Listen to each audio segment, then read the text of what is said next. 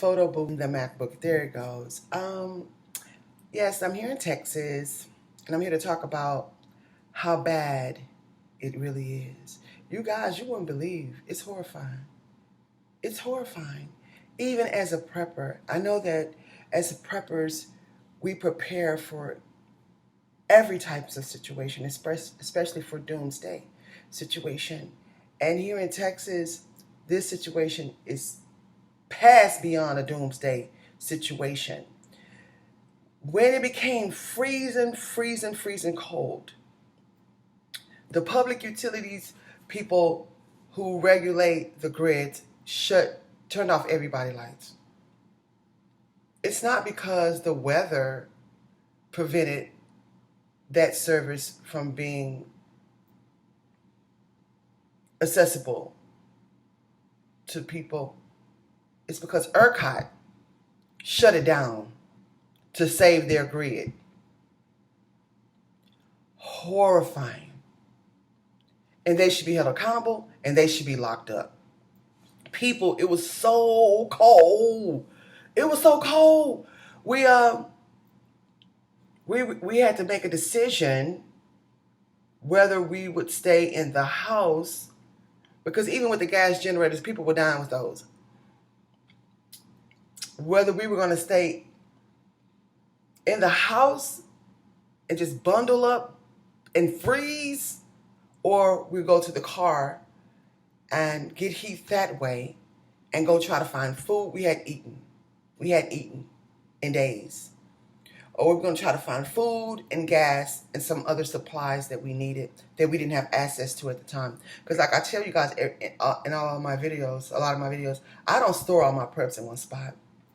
And unfortunately at this time, we heard about the weather and what was going to occur, but they didn't say it in this magnitude. We thought it was going to be okay a couple of days. Oh, we waited out, And people in Texas, we're prepared for hurricanes, tornadoes, floods. But what happened here this week, never in a million years, nobody would have expected something like this. So we go out. It's late at night. It's pitch dark all throughout Texas except for downtown. Except for like major businesses in parts of the cities. Those were the only areas that had lights. Those businesses, not the residents. Everything else was pitch black dark. I told my family that was with me, I said, if this car breaks down, we're in trouble. Because the roads were really icy. Nobody was on the freeways because as they shouldn't have been. We shouldn't have been because they were so icy. I said, nobody's going to come get us and we'll freeze to death in this car. Luckily, by the grace of God, that didn't happen. So we riding all around Houston. And when I see somewhere with lights and gas stations, oh my God, it'll be a long line. People trying to get food, mostly people trying to get coffee because it was so cold. You go in, all the coffee's gone. All they had was like a bunch of junk, which I don't eat, but I try to stay away from it. Every now and then I'll step up, but some places had gas. A lot of places did not have gas. This was on Monday night. And so you see a lot of people just at the gas stations in their car with their families, just sleep because you couldn't stay in the house. Got up about 5, 6 that morning, came back to our place. We had lights. Boom. We had lights for a couple hours. The lights shut off again. It's freezing cold.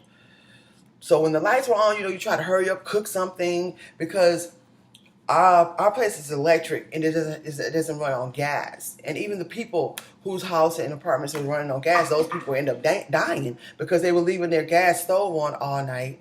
You had people in their cars in the garage with the car on and their entire family died that way. It's been so many deaths behind this situation. So the next day was Tuesday. We go back out on the hunt. Now we're looking for gas. You can't find gas anywhere in the city. We got lucky. We found gas from somewhere. So I filled my gas container up and I filled my car up with gas, other food and all that. Now you're seeing long lines. Now you have to remember that the city is completely shut down, even during the day. Nobody's got out there and went to work because you can't blame them because nobody's going to try to risk their life to get to work. The roads were all icy. Everything was icy. So nobody it's nobody's nowhere. And if you found somebody somewhere, you were thanking them for coming to work, and they were like, "Yeah, I risked my life. I didn't want to do it, but I needed money. Go out there." So now we're looking for charcoal, and so now they got the price gouging. Oh my God, a bag of charcoal like $7, $8, unbelievable. Get back home, stay here, and then at night the lights shut off again. I said, you know what? I'm not going to do what we did last night, because that was very dangerous. We slept in the car. It was cold. We just bunkered it out. Freezing cold. The next day, some of the grocery stores are open now. You're seeing long lines. A lot of food is spoiled because the lights were out, unless they had a backup generator. You can't find any gas anywhere in the city. It's a bunch of crime. All you're hearing in the city are sirens and ambulance trucks and fire trucks. It's just been horrifying. Horrifying. It's like they playing with our life. The lights will come on and they turn back off. And it's been the worst thing I've ever experienced in any storm. I was in Harvey. I don't think I was in Katrina. I was in New York during that time. I was in Ike, Alicia, all the other major storms. I've been there. And this was way far worse than Harvey. Because in Harvey, it wasn't freezing cold, and you could still get some kind of supplies. I'm concerned now with the trucks not being able to come into the city because of the conditions, and then all the stuff is going to run out. Me, luckily, I have a 2-year supply of food, and I was finally able to get to where I store my preps and get my things. I have 55. Oh, the water. I got to talk to you about the water. Yeah, and I have the 55-gallon water barrel, so I was able to go and get that. The water froze. For the pipes, it froze, and so you didn't have access to water. Then they started turning off the water. Now the water's contaminated. They're telling everybody, do not drink the water, don't bathe in the water, don't shower in the water, don't cook in the water, boil the water. So you go out there on a hunt yesterday looking for bottled waters. I have water purification tablets. I have all those things. But still, in these situations, even as a prepper, you don't want to keep going through all your preps. You want to keep going and keep stocking up on stuff. Stocking up. So go find a gas station that had gas. I mean, the line was so long. I ended up getting a little gas and then buying a lot of water. And luckily, I had somebody with me, so we were able to get enough. Well, a lot, about 8 cases of water. For each case of water was like $7, and it wasn't even a 24-pack. Maybe like a 16-pack, something like that. It's been horrifying. So now I'm about to get back out there and find more supplies and find more things. It's early in the morning now.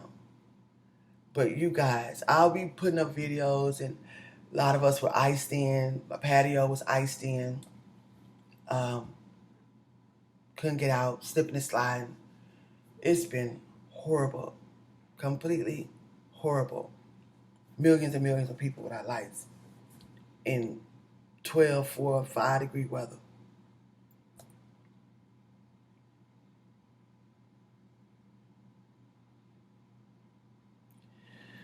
Stay prepping, stay prayerful. You can always go to zandyhair.com for any of your prepping needs, for land. So I posted some generators on there. We have solar generators and other things. And like I said, I couldn't get to a lot of my supplies, but when I did, we were okay. I was grateful that I am a prepper. I didn't have to stand in a long line for groceries. Thank God for that. Thank God for that. And if I was in the country, at one of my properties, I wouldn't have to be worrying about water right now, because we have creeks and fresh water and all that right there on the property. This is why I tell you guys it's important to get land. But I do a lot of my business in the city, and even in the midst of this pandemic, I gotta keep on pressing, gotta keep making money and keep going. So that's why I'm here in Houston. But you guys can go to zandyhair.com. You don't have to get it from me, but just get it from somewhere. Until next time, be blessed and not stressed. Keep surviving.